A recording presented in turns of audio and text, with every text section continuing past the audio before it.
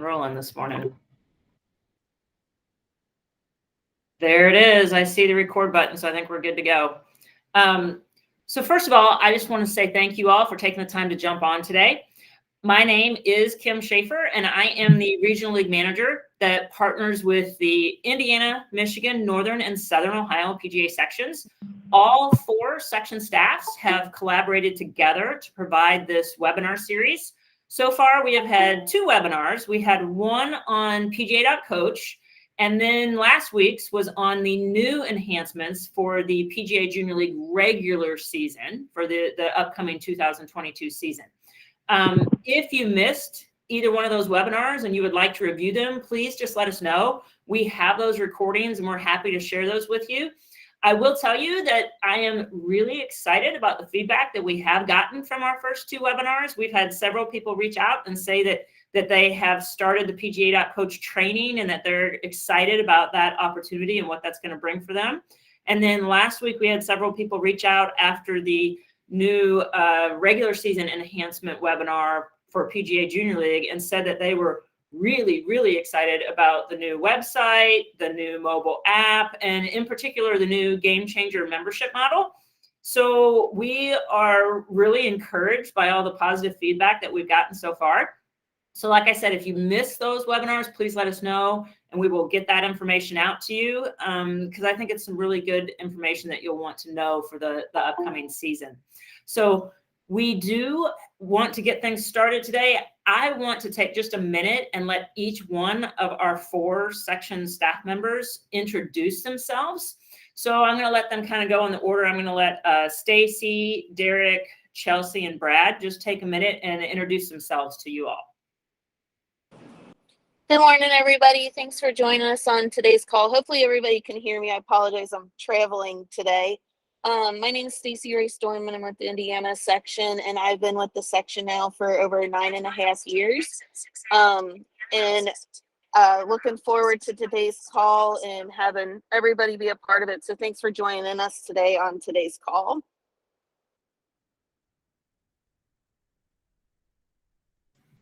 Awesome. Thanks so much, Stacy. And then Derek, I'll let you introduce yourself.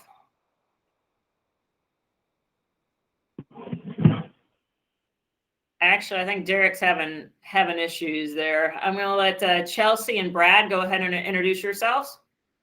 Good morning. I am Chelsea Goins with the Michigan section. Really excited to have everybody here. Really looking forward to talking about the new postseason. All right. Hi, everyone. I'm Brad. I'm with the Northern Ohio section. I've been there for 5 years, running junior events and helping out PGA Junior League and Drive True from Putts. So if you have any questions, always feel free to reach out to me. Awesome. Thank you all so much. I see that Derek literally just got kicked out. So hopefully his internet will come back on and he'll be able to come back in and join us. But we've all been there. We know what that's like. I first of all want to thank the 4 of them. They are great resources for you. I partner with each one of them literally each and every day. And it's kind of our goal. We want to assist you with all of your coaching and player development programming and any needs that you have. So feel free to reach out to us if you ever need anything at all. You've got 4 kind of all-stars right there to help you. So we are really excited about today's call. We encourage you to participate. But we do ask that you stay on mute unless you are going to chime in and share a comment or ask a question. We really do want this to be a nice discussion and conversation. So please do feel free to jump in at any point in time and ask questions. There is a hand raise button if you're on by computer at the bottom of the screen, and you can click on that. We'll know to reach out, or you can always just unmute and chime in. There's also a chat feature, so you can click on the chat button down there and type in a question if you're more comfortable doing it that way. And we'll always look into that chat area and make sure that we answer any questions as they arise. So we're super happy to have you with us today. I am going to share my screen here so that you can follow along with us today. So let me see if you can see that okay. There we go. So today's topic is PGA Junior League, and we're going to be covering all of the new enhancements for the championship season for this next year. So before we jump right into the new information, we wanted to kind of share with you how these enhancements really come to life. So Chelsea's going to kind of fill you in on how all of these enhancements are actually created. Perfect. Thank you, Kim. So at the end of each season, both the consumers and the professionals have an opportunity to fill out an end-of-the-year survey and share that feedback on the program. Each year, the regional league manager team and the section staff work really closely with the professionals from all around the country, and we receive a lot of feedback from professionals that are running PGA Junior League programs at their facilities. All of this feedback is really carefully reviewed and then used to refine and evaluate the PGA Junior League experience for both the consumers and the professionals. There is also a national PGA Junior League committee, which has some PGA professionals on it, Junior League staff members, executive directors, and district directors. So it's a really wide range of people, and they help develop that program enhancements. So basically, your feedback really matters, and it's the driving force behind all of the enhancements. So when those end-of-year surveys come out, please make sure you're filling them out and passing them on to your families as well, because that's really how we make this program that much better. The overall goal is to create more opportunities for kids to play more golf in team environment with expert PGA coaching. The intended outcomes for the championship season enhancements include creating opportunities for more kids to participate in the championship season. Coaches can create an aspirational and development pathway. It allows the all-star players to have more meaningful and engaging experience. Potential new revenue streams for coaches. And the new championship season pathway is completely optional and just simply provides the opportunity for those who would like to participate. So now that I've kind of shared how these enhancements have come to life with the intended outcomes of these enhancements, Kim's going to kind of walk through those championship season enhancements for the 2022 season.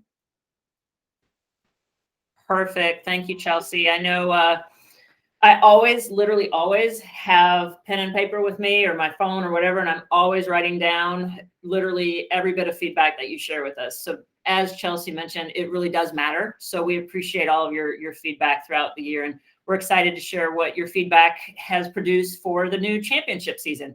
So we're going to take a deeper dive into the championship season. There's really 4 key areas that we're going to talk about today. One is the new additional championship pathway featuring all-star play days and a new regional leaderboard concept. This new pathway is completely optional.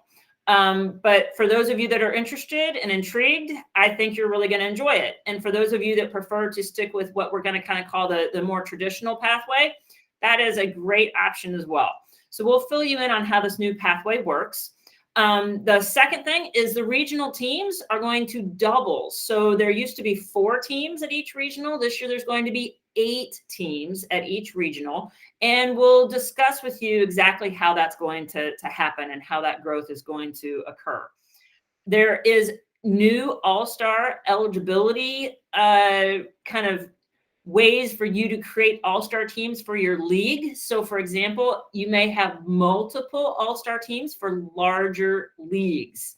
And then for the all-star team composition, this year there's more flexibility for all leagues and how you choose to form your all-star teams. So we have 4 kind of key areas that we're going to focus in on today. And the first one that I'm going to start sharing with you is actually the championship season pathways. So now there's going to be 2 championship season pathways. One is the traditional pathway where your team would attend the section championship, just like you always have. The team that wins that section championship would go to the regional championship, just like they always have.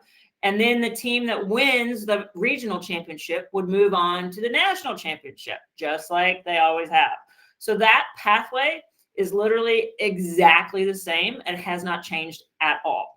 And I know there's many of you that, you choose to actually not even participate in the championship season at all. And that is perfectly fine. I know several leagues that are kind of more developmental in nature and have a lot of beginning golfers in them, and they feel like they're just not ready for that championship pathway. So please know that it's always optional. If you want to participate in the championship season, that's great. And if you don't want to participate, that is 100% fine too, because a lot of the magic of PGA Junior League actually happens in the regular season. So all of these things we're talking about are actually just options. So this is your first pathway, the traditional pathway.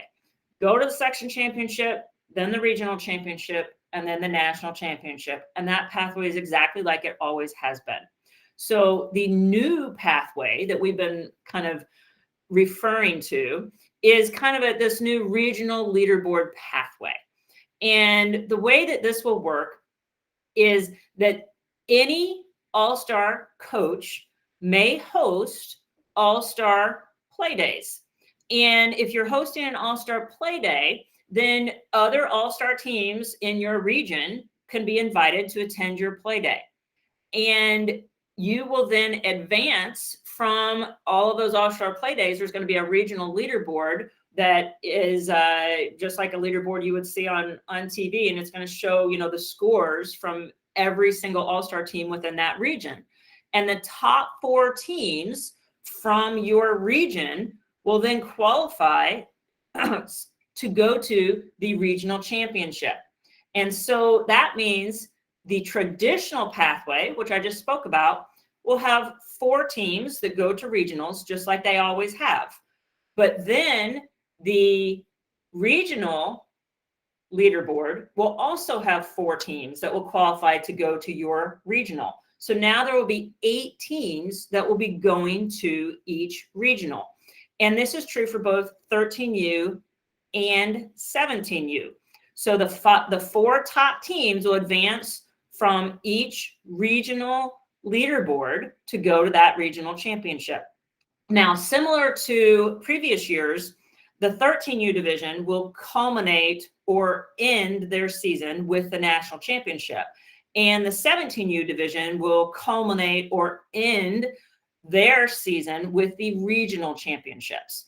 So that will remain the same for the 2022 season. So when you think about your region, and you're probably right now wondering, well, I wonder what my region is. I want to share with you, there is kind of a new regional map for the 2022 championship season. So there's 41 sections, and in the traditional pathway, there's 41 sections, but there's 12 regionals. And in the past, there's always been 4 teams that go to those 12 regionals, which would mean that we would need 48 teams total for those regionals. So in the traditional pathway, there's 41 section champions. Those 41 section champions automatically qualify to go to their respective regionals all around the country. There are 7 at-large bids awarded each year, so that we can go from 41 to 48 teams that are making it to the regionals through that traditional pathway. 4 of those at-large bids are determined by the sections with the largest number of active players. So for the 2022 championship season, that will be New England, Pacific Northwest, Middle Atlantic, and Carolinas.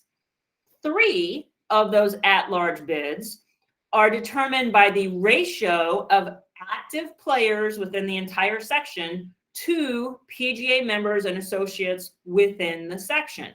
So the 3 sections this year for 2022 that will get those 3 at-large bids are Gateway, Kentucky, and then the Northeastern New York section. So in 2022, one of those has moved from the West, that one of those at-large bids has moved from way off over on the West Coast all the way over to the Northeast sections. So that means that we have to readjust some of the regions for this year. And we always prioritize kind of geographic proximity so that for every regional, people will have to travel the least amount of distance to get to their region. So for this year, that means the 2 regionals that are affected on this call we've got Northern Ohio, Southern Ohio, and Michigan will be in a region this year with the tri-state section. So those 4 teams in those 4 sections that are in that region, if you're using the regional play day model and you're going through the regional leaderboard, you could play in all-star play days anywhere within those 4 sections. So if you live in Southern Ohio, you may choose to play just in all-star play days that are very local to you, maybe even just in your city, and just play in all-star play days in your city. Or you might want to take a road trip, and maybe you want to go on a road trip to Michigan or to Northern Ohio and play in Cleveland in an all-star play day. Same thing for Indiana. You are now in a regional with Illinois and then the 2 Kentucky teams. So for that regional, you would have the opportunity to play your all-star play days, like I said, either locally within your little community where your all-star play days are being held, or again, if you want to take a road trip, you could go to Kentucky or Illinois and play in some of those all-star play days. So it provides you and your teams, your all-star teams, a lot of flexibility for exactly what you want your post experience to look like. So now that you know kind of the breakdown of the regions, let's take a really hard look at what exactly is entailed in the regional leaderboard pathway. So PGA coaches, any PGA coach can host an all-star play day. The all-star play days will feature a 2-person scramble team aggregate score format. So I know for all 4 of the sections on this call, think about if you've gone to your championship in the past, think about that first day, which is kind of what we have always called the qualifying day.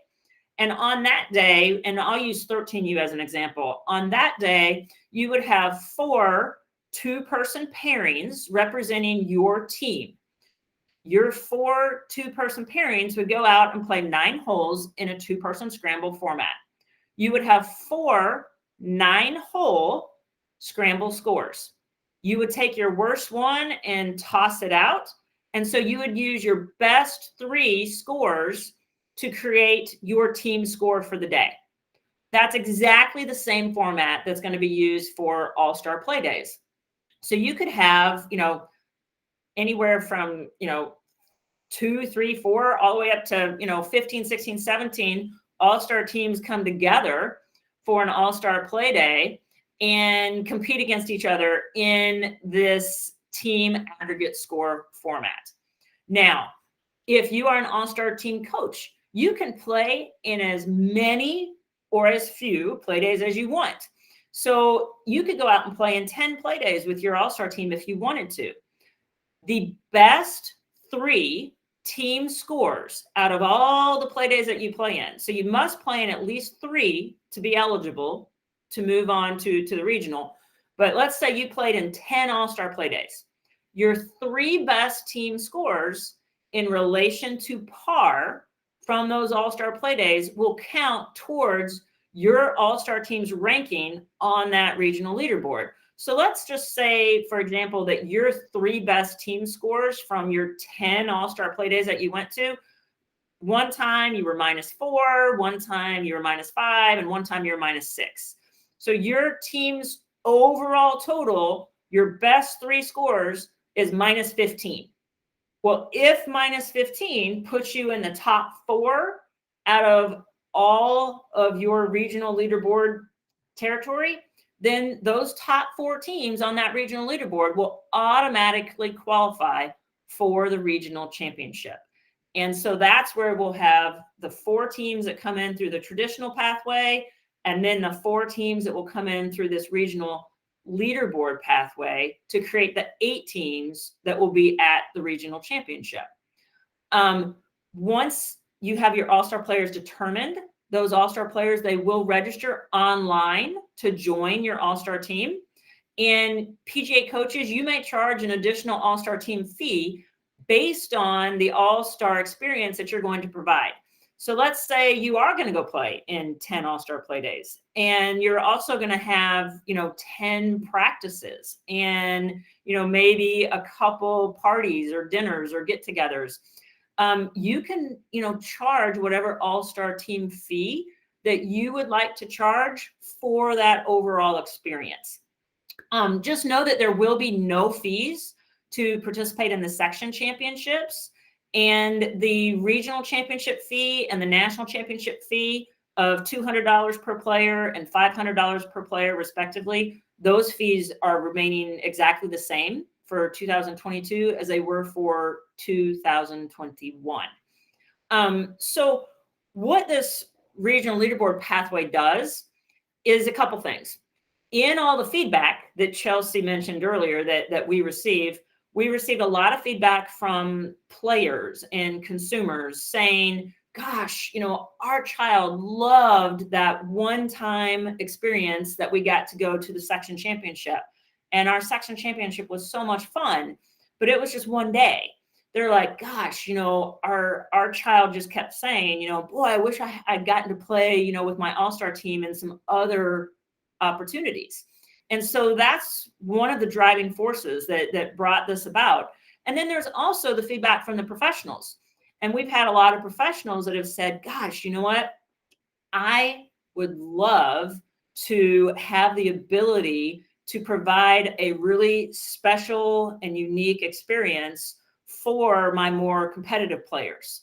They say, gosh, PGA Junior League, my regular season is amazing. And I feel like I'm providing this incredible experience for all of my beginner and recreational players, and my competitive players are in the mix with them. And it creates these great kind of mentorship opportunities with our better players mixed in with our more beginner and developmental players. But I really would like to be able to have that opportunity to provide a special and unique experience for those all-star players. And so based on those professionals' feedback, this allows them to do that. And it gives them that opportunity to provide that experience for those players. So that is kind of a brief overview of what we've got so far. Any questions at all before I go on and move on to the next couple things?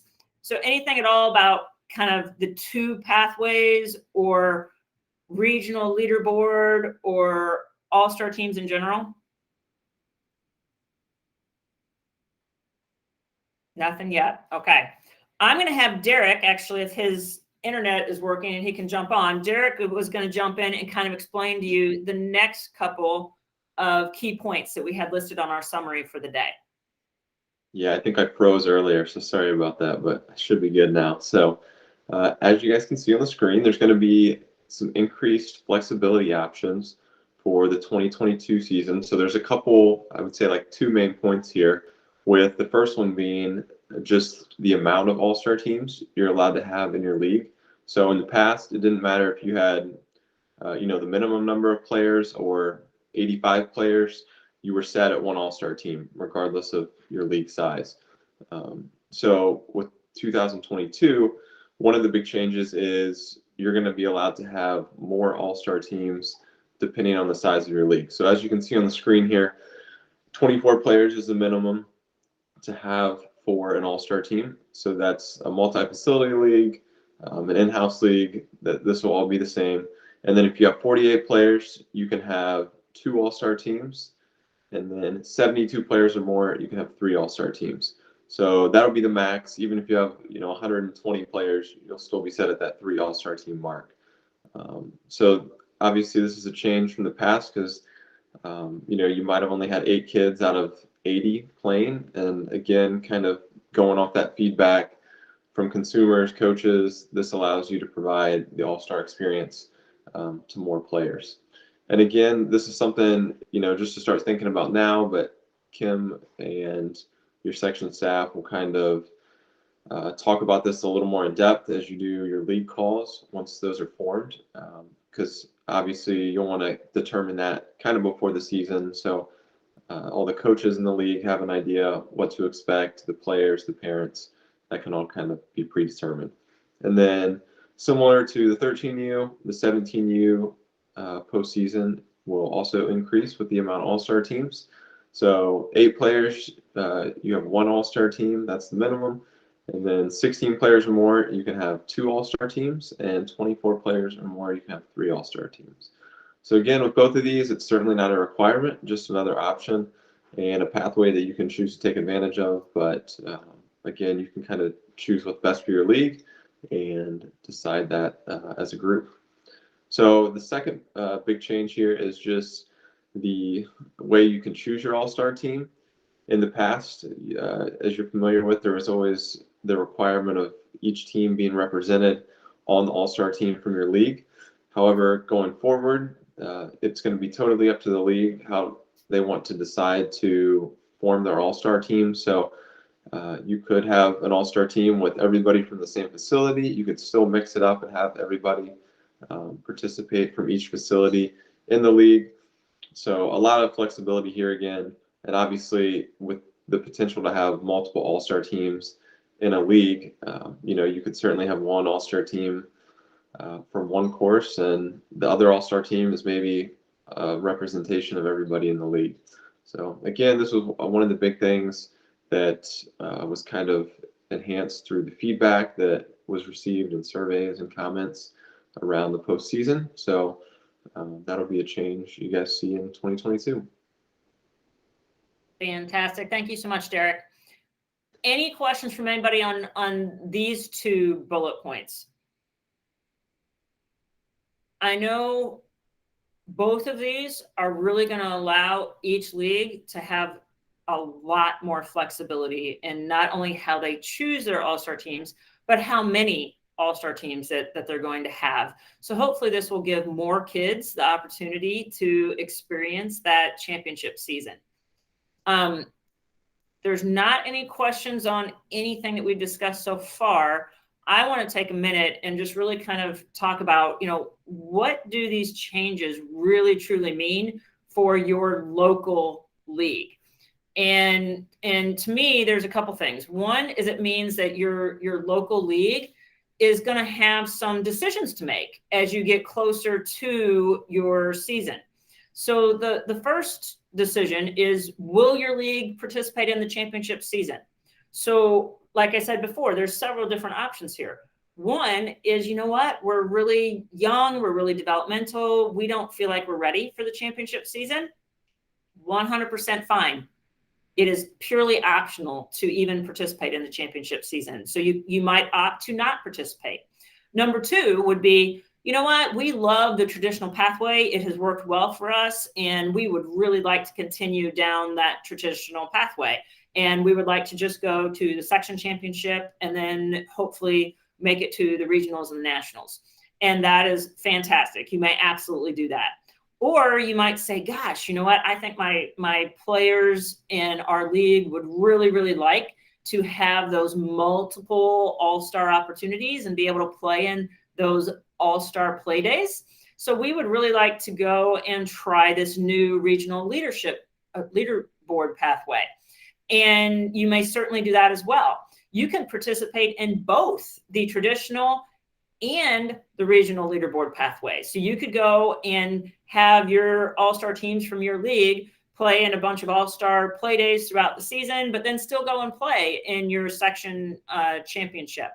And if, for example, just so you know how that will work, if you go and you play in that section championship and you win, you are automatically going to that regional. If you're over here in this regional leaderboard and your team just won the section championship, well, then instead of being first over here and qualifying 2 different ways, you're going to be the section champion, and you're going to represent your section champion, your section from this pathway. And then that means the 2nd, 3rd, 4th, and 5th place teams on this regional leaderboard would then advance and go to the regionals through that pathway. But you can completely choose to not participate, to do the traditional pathway, to do the regional leaderboard pathway, or to do both pathways. So there's all sorts of options. So that's kind of the first question that you want to determine. Then you need to think to yourselves, well, first of all, how many 13U and 17U all-star teams is our league eligible for? So based off our registration numbers and the number of players that we have, how many teams are we eligible for? And how many teams do we want to have? So, if we're eligible for 3 teams, do we want to have 3 teams, or do we just want to have 1 team? So, that's something that we'll talk through as a league and kind of figure out what's the best for you and for your players. How will you form your all-star teams? In the past, if you were taking that kind of traditional pathway, you usually played your entire regular season. And then at the end of the regular season, kind of whoever won the league, that would be your all-star team coach. And then that would also determine kind of the breakdown for how many players would be going from each team and be on that all-star team. You may still do that. That is perfectly fine. If you're going to be participating in the regional leaderboard, you're probably going to want to determine your all-star team much earlier in the season, because you're going to want to be playing in the all-star play days in June, July, and August. So you might want to have tryouts for your all-star teams and reach out to everyone within the league and say, hey, raise your hand if you'd like to potentially be on the all-star team, and then have tryouts to form your all-star teams. And then that way you could do that earlier in the year and be able to play in all the available all-star play days in your region. The next question, will your league participate in the traditional championship pathway, the new regional leaderboard pathway, or both pathways? So, again, and I kind of discussed that earlier as well, but that's something that we definitely need to look at, and we'll help you. We'll help you figure out what's best for you and your players. How will the league select your all-star team coaches? If you're going to do the traditional pathway, do you want to stick with, hey, whoever won the league, that's going to be the all-star team coach? Or if you go in with the new regional leaderboard pathway, is it just, hey, I volunteer, I want to do it? Or maybe you'll share that opportunity with another coach in the league. We'll talk about, hey, who has that desire to be the all-star team coach? And we'll walk you through different scenarios for how we can create those all-star team coaches. What will you offer for your all-star experience? So, if you're going to go down that regional leaderboard pathway, you might be having lots of practices and lots of play days. So, let's determine what are you going to offer. If you go down the traditional pathway, I know a lot of all-star teams that go down the traditional pathway and they still have practices together, or they might have, an end of the year kind of all-star, party or something along those lines. So, figure out what are you going to offer for your all-star experience, and then what are you going to charge for that all-star experience? How many practices, how many play days, how many parties, and what is your time worth for that experience? By what date do you need to determine and register your all-star team? So if you're going to be playing in your section championships and you're going to go that traditional route, for the majority of our sections, that means that your all-star team rosters are basically due right around July 31st. If you're going to use that new regional leaderboard pathway, your all-star team rosters would need to be submitted before you go play in your very first all-star play day. So if your first all-star play day is going to be June 25th, then you would need to have it turned in prior to that first all-star team play day. How many PGA coaches and or facilities within your league will host a play day? So, that's something that is definitely a revenue maker for facilities that are hosting. Obviously, you can charge entry fees. You can, have food and beverage, spectator carts, all sorts of different ways to generate revenue for the facility by hosting a play day. So, we'll have to talk within the league and, hey, how many of us would like to host an all-star play day? And then we'll help you through the process of, registering your play day online and things like that. So just know that as you consider all of these decisions, that your section staff and myself, that we will be here for you, and we will get your league together so that we can kind of discuss all of these things and kind of help you as you go through those decisions and try to determine what might be the best possible opportunity for you and your players. Those are all of the key enhancements for the championship season for next year. I would absolutely love to hear from you all. So, is there any questions or comments or, hey, I'm super excited, this is great, or concerns like, ooh, I'm not so sure. Any of those things that you'd like to jump on and share, we'd love to kind of walk through and talk through with you. So feel free to unmute or raise your hand or anything at all. I'm going to put our contact info up there while we're doing any questions and answers. Anybody have anything at all that they'd like to speak up and ask about? Let me ask you this. Actually, I'm going to stop sharing my screen real quick so that I can actually see you all a little bit better. When I share my screen, it really limits what I can see. For those of you that I can see on here, let me ask you this. Do you feel like you have a decent understanding of the summary that we just shared with you? Or do you feel like I'm really confused with what Kim just said?